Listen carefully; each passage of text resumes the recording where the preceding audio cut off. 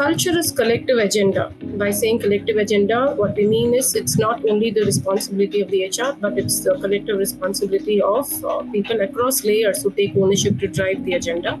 So culture is collective agenda. And what are the key steps here to be followed? First, we start with culture diagnostics. Right? The initial phase is completely dedicated to diagnosing where we are in the current culture, and then map out what we desire to see.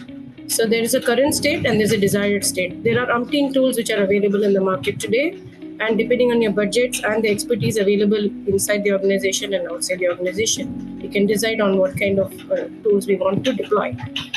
Moving on from there, the next key step is to identify your culture champs, the champions who are going to co-own this entire agenda and drive the change within the organization. So from the collective championship, you look at the culture blueprint which needs to evolve.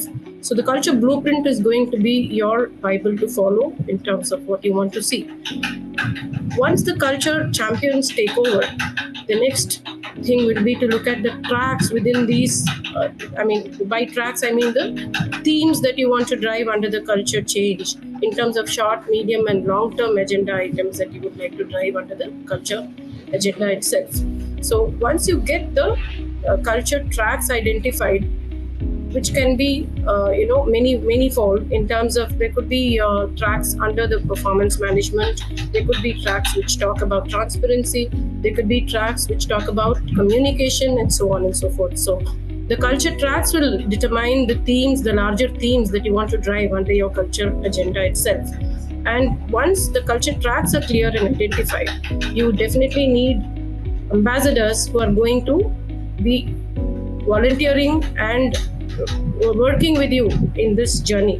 So the culture tracks need to have their own culture leaders, the track leaders, and the employees who are going to volunteer and partake the entire effort so that the culture journey is interesting and successful.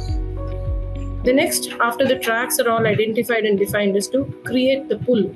How do you create the pull? How do you brand your initiative? How do you make sure that it is exciting for people?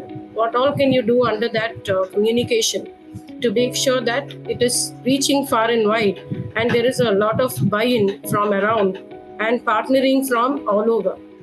Once the communication is done effectively, the branding, even gaming is used these days, and a lot of artificial intelligence can be leveraged for all these initiatives. Once you communicate, the rest is about consistency and making sure that the right behavior and the right demonstration of what you want to stand for in your culture tracks is rewarded. So if you reward and recognize and be creative in doing this, I think it will go a long way in reinforcing that behavior and ensuring that it is consistently followed across, and there is a remarkable change, a noticeable change in whatever aspects you're trying to drive under the culture umbrella. So this is a tapestry that we need to make sure that we look at when we drive a culture change.